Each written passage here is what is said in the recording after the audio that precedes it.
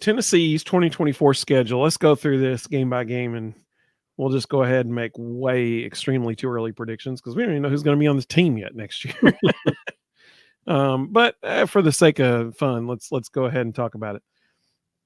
Starting in August, I love it when we kick off in August because it will be like clockwork every year. We kick off in August. On July the 1st, I will tweet, we can now officially say that Tennessee plays football next month, even though it's 1 day shy of 2 months after that. So August 31st against the Mockingbirds of the University of Tennessee at Chattanooga. I'd say that'd be a win. What do you think, Rustin? If it's not, then the whole rest of this thing's in a lot of trouble. Yeah, it's kind of doesn't matter at that point. Like Joey Tribbiani said, it's like a cow's opinion. It's moo. It's a moo point. Mm-hmm. September the 7th. That is a neutral site game. Yeah. In Charlotte, North Carolina, against the Wolfpack of North Carolina State. Now, I'm going to try to approach this from a, Zach said week 1, huge win. I'm going to try to approach this from a unbiased as possible perspective. And if we're looking at North Carolina State, they're losing their best linebacker. I mean, you gotta think that that's going to be a win. But who knows? You know, a lot of people are like, man, we're going to just dominate next year with Nico at quarterback. We haven't seen Nico at quarterback yet. Yep. We don't know what that's going to be like yet. So, but you gotta think that the NC State game and a neutral site would be a win. What do you think? Yeah, they got Grayson McCall this morning, so that's an upgrade at quarterback for them. But I just don't see enough talent on that roster to overcome the talent we would have, even what we have returning. I tell you talk about Nico, you know, a lot of people keep talking about Nico, but hey, we're one play away from Jake Merklinger being the guy. Yep. You know, and everybody's raving about Dylan Sampson. We're one play away from Cam Seldon being the guy. Yep. Like we've got to find depth in the backfield and find it in the portal and find it in a hurry, because it doesn't take much. I mean, one play is all it takes.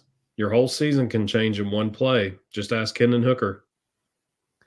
I'm loving some of the comments that have come in so far. The only Tennessee said, I'm glad our young DBs and safeties will get their feet wet with Chattanooga. I agree with that. I would actually be curious, though, by the time that game rolls around, if our DBs are young. Yeah. That would be my question, because the kid from Morgan State who's on campus, I think he was on campus today. Yeah. Or sometime recently, that kid's a player. If he comes, he's starting. Like that's no doubt about it. So it'll be interesting to see who is back there, because I don't think we have any idea who's going to be back there right now. And we also offered a grad transfer from Villanova, who's gotten a ton of interest from SEC schools. You know, so he's a 5th-year senior. You know, so we're definitely looking for guys who are going to bring veteran presence. The only Tennessee said, to be honest, there are a lot of Power 5 teams that are one play away from depth disaster. No doubt about it. Mm-hmm. I mean, look at Florida State with their quarterback situation this year. I mean, you're exactly right. Ricky, gosh, welcome, Ricky. Ricky's a very good friend of ours. He said, we know it'll be better than overthrow Joe. I can't say I agree with that. Yeah, I would. Joe, present your work. What body of work do you have that proves that comment? Yeah. Joe had over 3,000 yards of total offense this year. I don't know. I can't say that I 100% agree with that one. Zach said, let me take my orange sunglasses off and put my checkerboard ones on. Huge win against NC State. I like it. Zach said he's already purchased his national championship tickets for next year. He's ready to go. I love you, Zach. Hopefully that was from a reputable site. Yeah. All right, so September 14th, home game against Kent State. I mean, come on, that's a win. I mean, I think we could all agree that's a win. So let's not overlook the Golden Flashes, please. that's true. Hey, didn't Nick Saban go there? I don't know. I think Nick Saban went there and played there. They're a Josh Mancuso skit waiting to happen. I mean, their mascot is an eagle, but somehow they're called the Golden Flashes, and they got real creative. The mascot's name is, wait for it, Flash the Golden Eagle. Somebody is paying out some big money for that. The creative department was on fire. The only thing you see said she's ready to buy Zach's tickets for half price. Let's see here. Now, this is where it gets interesting. Week 4, September 21st. So they have a bye week on week 4. And then the 4th game of the season, which would actually be I'm sorry, I totally messed that up. They have a bye week after September 21st. So week 4 at Oklahoma. Now, if you watched the broadcast tonight on ESPN,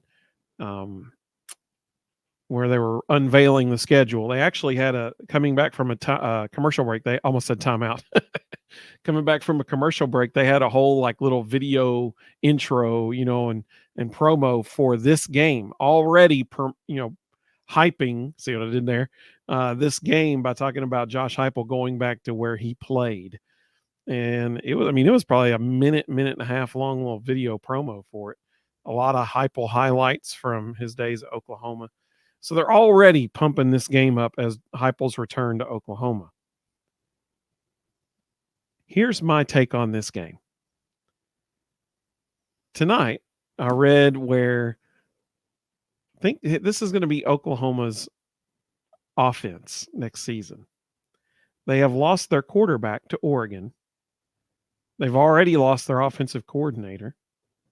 And as of tonight, all 5 starting offensive linemen have now entered the transfer portal. So Oklahoma's offense next year is going to have a brand new quarterback, a first-year offensive coordinator at the school, and a completely new offensive line.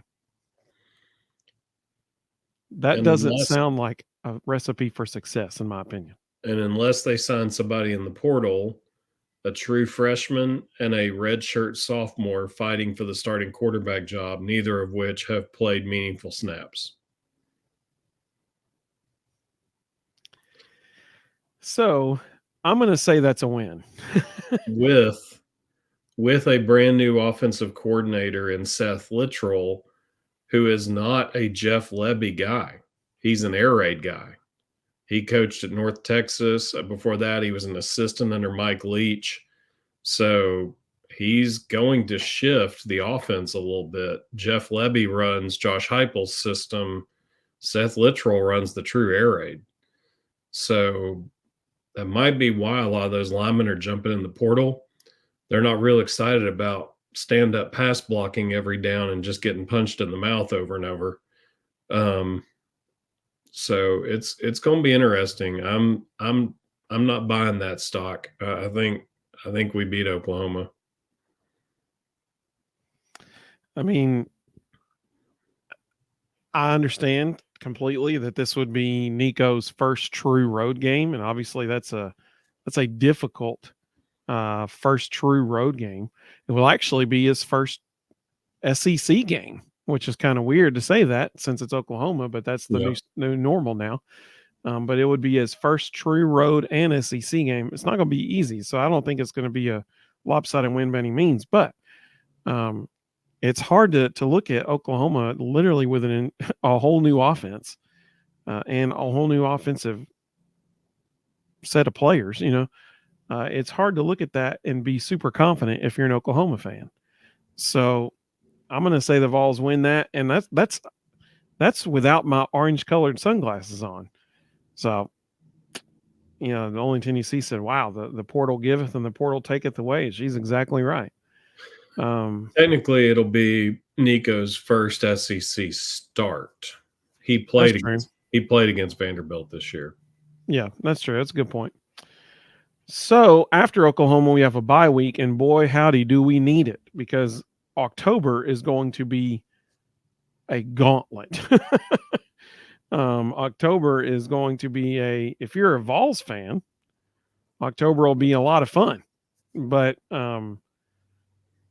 if you're a player, it's going to be a gauntlet. So after that September 21st game, week 5, we have a bye week.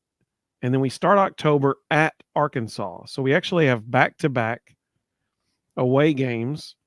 And so October 5th is at Arkansas. We have no idea what Arkansas is going to be like. No idea. We know they got Bobby Petrino back as their offensive coordinator, but we don't know who's going to be playing quarterback for them. They're gonna have to go raid the portal because they got nothing.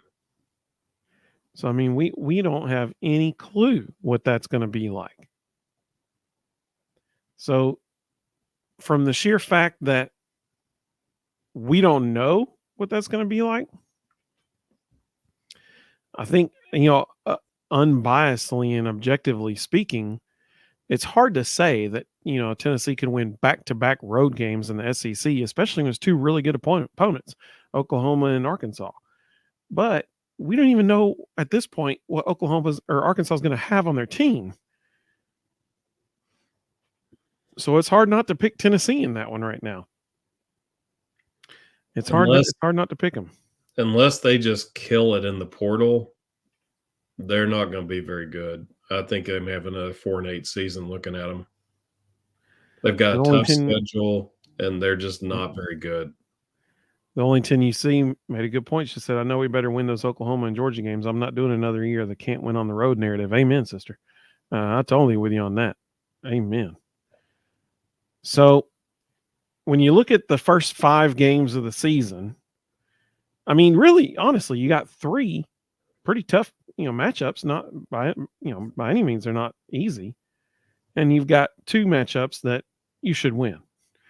So as unbiasedly as I can at this moment, from what we know right now, and obviously this is extremely far away, but from what we know about these teams right now, I don't know how anyone could objectively say there's not a pretty good chance that Tennessee is 5-0 at this point.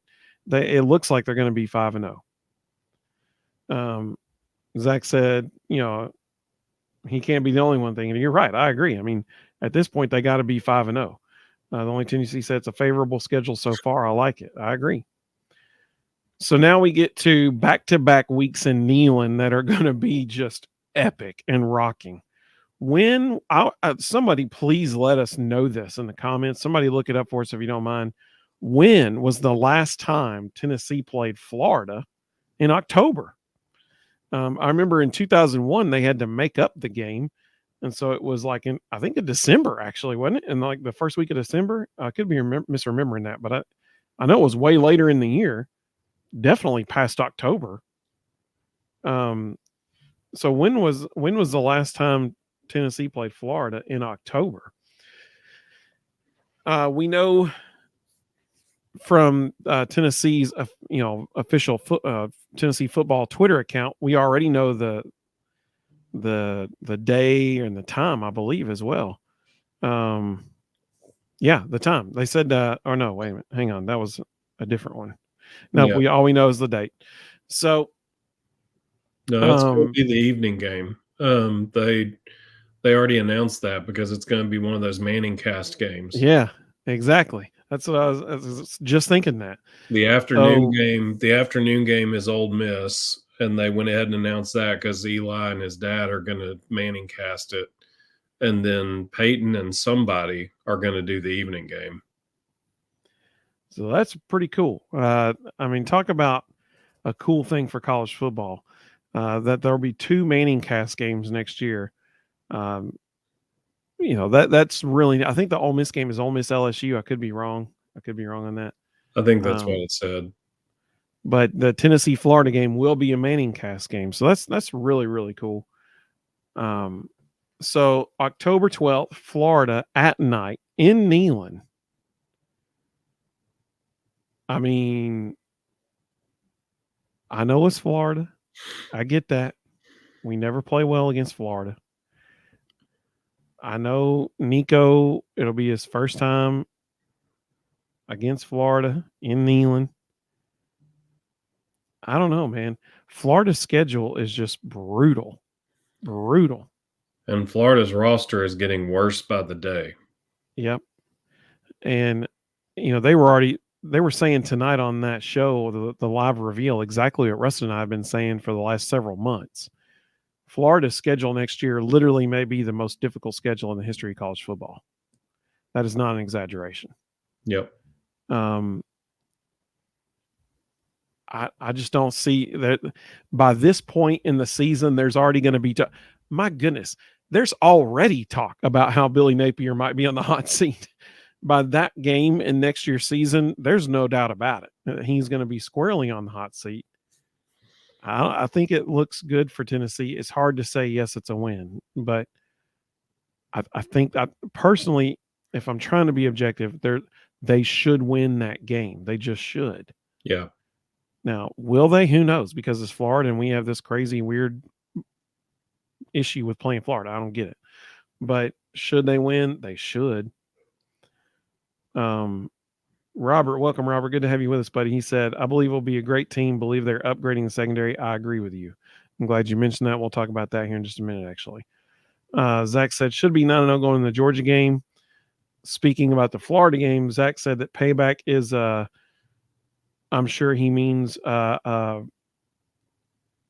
dish served cold. That's what he means there. The only Tennessee said getting beat by Florida this coming up year would be the epitome of our embarrassment. They're hanging by a thread. Agreed. Yeah. Agreed. She said it'll boil down to being outcoached if we lose. I don't see it happening. I guarantee you will see Billy Napier going for it on fourth down a whole lot that game. Zach said it's a bunch of stale cookies. Rustin, you think that's a win against Florida? Yeah, because I'm curious to see if Florida even has half a roster at that point. I mean, these guys are jumping ship like there's no tomorrow. He just lost his best running back. Right now, he has 2 scholarship quarterbacks on roster, a true freshman and a backup transfer from North Carolina State. That's it. It's going to be bare bones. And they're not winning in the portal. They're not getting anybody. So, and they got a couple more guys that are considering jumping in the portal that are key players. So they lost Travis Etienne. I don't know. They lost their running back. Their best player. I mean, let's just be blunt. Yeah. He's their best player, and him and the Pearsall kid. Yeah, and I think he'll probably go pro. I don't see him staying around. I think once he gets his draft grade, he'll be gone. Rusty, welcome, Rusty. Good to have you with us. He said Florida will play their game of the year in Knoxville. I totally agree. Hey, that's our Battervall syndrome kicking in right there, buddy. He said, but they might not have enough roster. Agreed. That. Yeah, it'll be very interesting to see who stays the remainder of this off season in Florida. Because let's be honest, Florida's not bowling right now. They got a bunch of guys who are sitting there watching all their buddies hit the transfer portal and seeing all these other guys jump in the transfer portal all over the country. And they're sitting there looking at this schedule going, well, we're probably not going to win much next year. Some of them might jump in the portal between now and the close of the window next month just because of what they expect to happen next year. Rusty said Pearsall declared for the draft. Yep, that doesn't surprise me either. Zach said that's the main reason they won against us as a running game. I totally agree. Same thing with Missouri. Carl said Vols by 50. I love it, Carl. That's what I'm talking about. That's what I'm talking about. So, Rustin, are you in agreement with me that at this point we should be 6-0? Yep. All right. So if that's the case, and we're 6-0 heading into the third week in October, can we expect to have what I would assume would be Chris Fowler and Kirk Herbstreit, since it's ABC now, in Neyland on October 19th for the third Saturday in October. Yep. I'm going to let you go first because I don't think people like mine on this one. What do you predict for this game? I don't think we can beat them. I don't either. They're going to have almost everything back. They're going to be a year bigger, a year stronger, and a year better. Yep.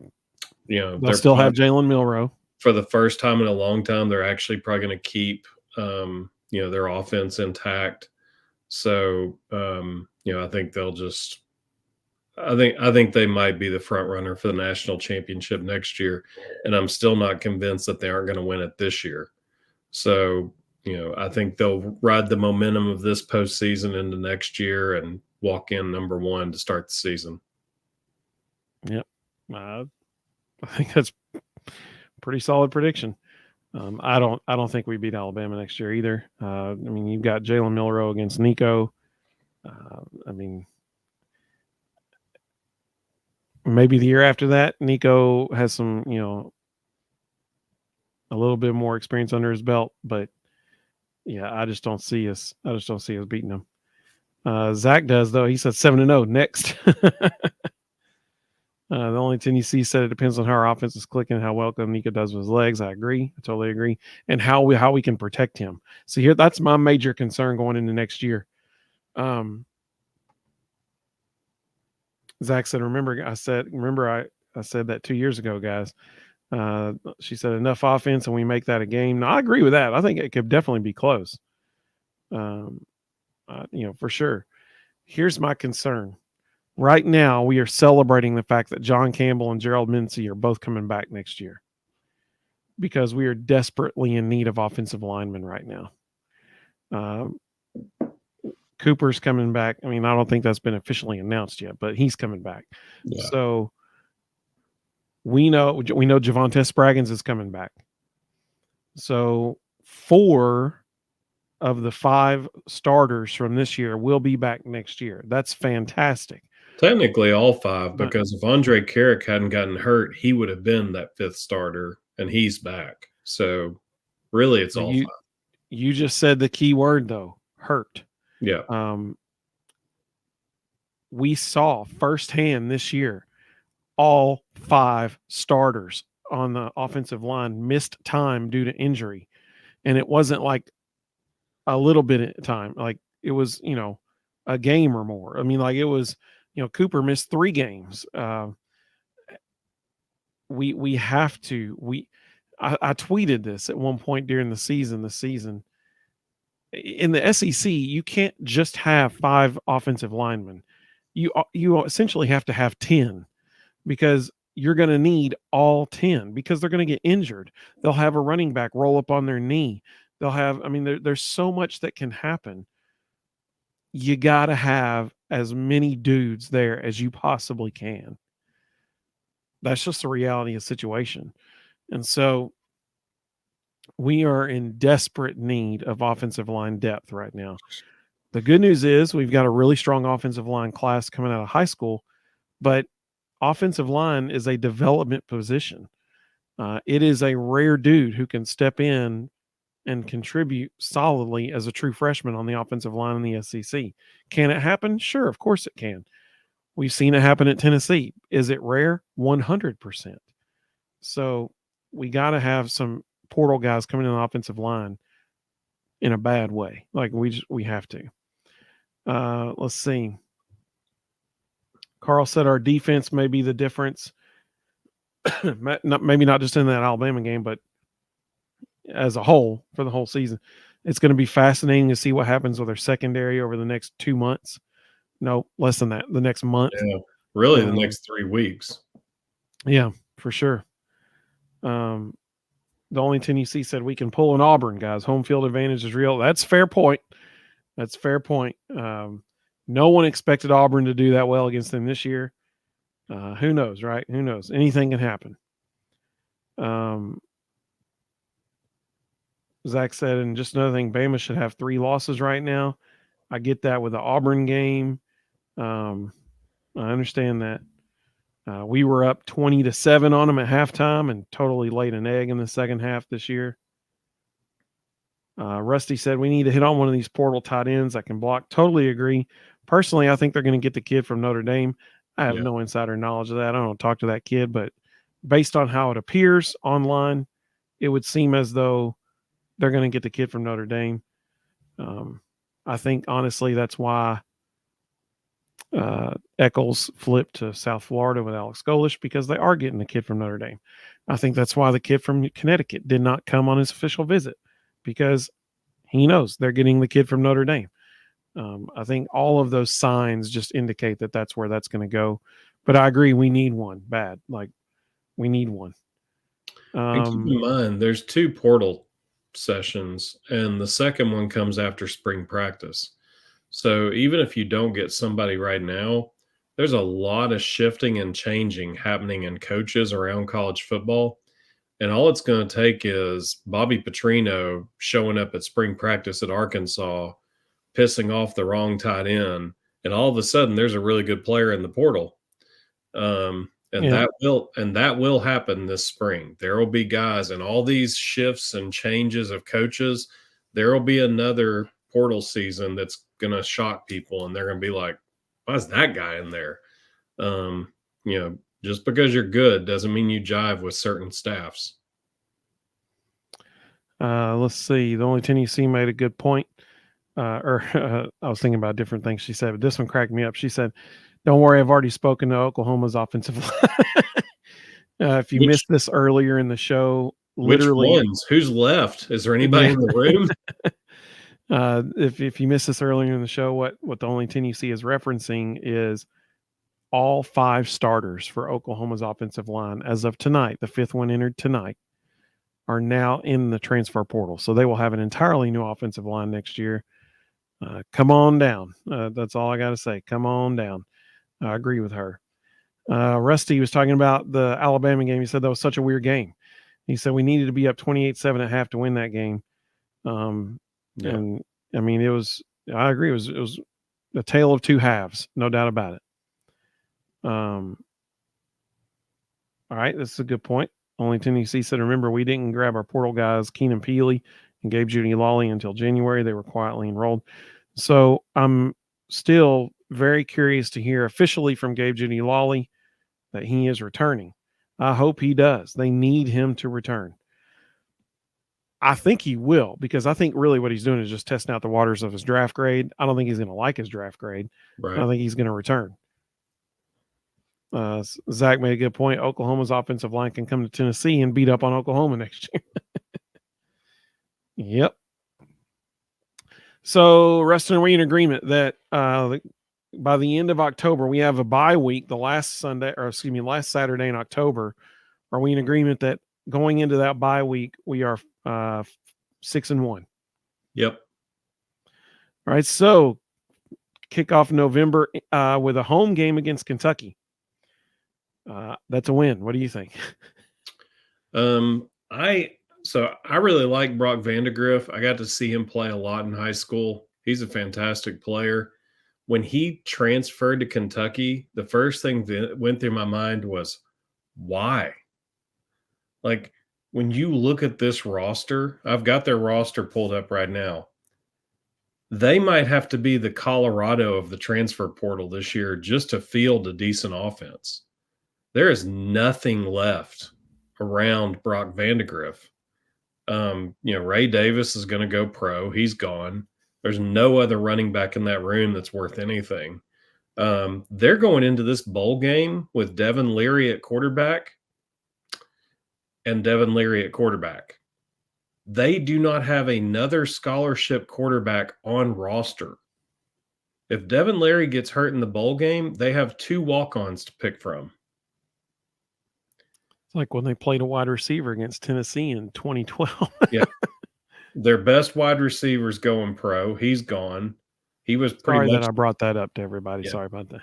He was pretty much the only wide receiver. Their best tight end is going pro. He's gone. Like, there's nothing left. And when you look at the guys behind him on the depth chart, there's nothing there. Like, if I'm Brock Vandagriff, somebody should have gotten in his ear and said, are you sure about this? Like, have you seen who's around you? they're going to have to sign a ton of dudes in the portal if they're going to be competitive. Right now, like I'm sitting here looking at their schedule right now.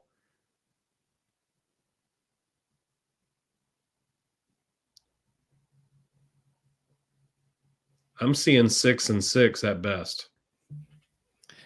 The only 10 you see. Thank you so much for that. She's super chatted $10. She said, "Got to go, guys. Mom had successful surgery today. I'm glad that was successful." She said, "I need to care for her needs. Enjoy it as always." Thank you so much for joining us. Only 10 you see. Our hope, prayers for speedy recovery for your mom. We are glad that it was successful, no doubt about it. So we really appreciate you joining us, and for that super chat, that is awesome. Thank you so much. We really do appreciate that. Speaking of Kentucky, Rusty said they need to go after all those Florida and A&M transfers. He said A&M now has 19 guys in the transfer portal. That'll grow. Mike Elko is very much known as a disciplinarian, and Jimbo Fisher was very much not. So, there's a whole roster of guys with discipline issues that are not going to do well with Mike Elko. That list is going to get a whole lot bigger. Zach is saying that at this point they are 8-0, win against Alabama and Kentucky. He said, there's another Tennessee podcast where a guy has a shirt that says "We're Kentucky's daddy." He loves that shirt. Let's see. Apparently Rusty said Kentucky already has a receiver from Texas A&M that's already committed there from the transfer portal. So at this point, I'm saying 7-1, and Tennessee has another home game. So for 4 straight games, 5 weeks, because there's a bye week in there, but for 4 straight games in a 5-week stretch, Tennessee does not have to leave Neyland Stadium. That's pretty sweet. They have a home game against Mississippi State November the 9th. So the week after Kentucky. Is there a chance Mississippi State has some things clicking by then with a new head coach? Sure. Do I think that Mississippi State has the dudes to hang with Tennessee? No. Assuming Tennessee brings in the kid from Oregon State in the transfer portal in the secondary, assuming Ricky Gibson is playing really well by this point at corner, because I'm sure he's going to be out there. So do I think they have the dudes to line up and compete with Tennessee? I don't think they have the dudes that can match Tennessee. So I'm going to say that's a win. What do you think? So do all of our Mississippi State fans, because they love us. They do. Last year we predicted you would go 4-8, and you proved us completely wrong. Pulled off an unbelievable 7-3 upset of Arkansas and finished an incredible 5-7. Your schedule actually got weaker, so I'm going to let you go ahead and tell you I'm going to call 5-7 for next year. Congratulations on that 1-game improvement. I'm sure Jeff Lebby will really enjoy it. Zach said 9-0. Mississippi State's a dumpster fire right now. I agree that is a win. So at this point, I'm saying 8-1. I think Rustin is too. Yep. Then, so yeah, Zach said so they'll probably go 6-6. Hopefully for them, they will. They can go bowling. I don't see 6 wins on this schedule. I'll put it up there here in a second. So Georgia, November 16th. I enjoy playing Georgia later in the year. It brings some anticipation in the game. It's fun. I'm not a huge fan of having to go to Georgia on November 16th, though. I mean, they'll have Carson Beck back. They're going to have one of the most talented rosters in the country back. I don't see us beating them in Athens on November 16th. What about you? I'm not picking us to beat them until we actually do. So that means that at this point, we're both saying that Tennessee is 8-2. And then when you look at UTEP and Vanderbilt, it's hard to say that both of those games aren't going to be wins. And so I'm saying 10-2 next season. That concerns me a little bit when I look at the schedule as a whole and I look at teams like Oklahoma, Arkansas, Florida, and I'm like, oh yeah, they're going to go 10-2. I mean, they should go 10-2 because Oklahoma, like we just said, entire offense is going to be different, including their offensive coordinator. Their whole offensive line is changing. Brand new quarterback, like that should be a win. Arkansas, I know it's at Arkansas, but they don't even have a quarterback right now. So, like, I mean, who's going to be that guy for them? So, when I look at those situations, Florida is just going to be beat up by this point. I mean, I know it's only the 6th game into the season, but they're going to be beat up by the time Tennessee plays them because their schedule's it's tough, man. They got a tough schedule. So, I mean,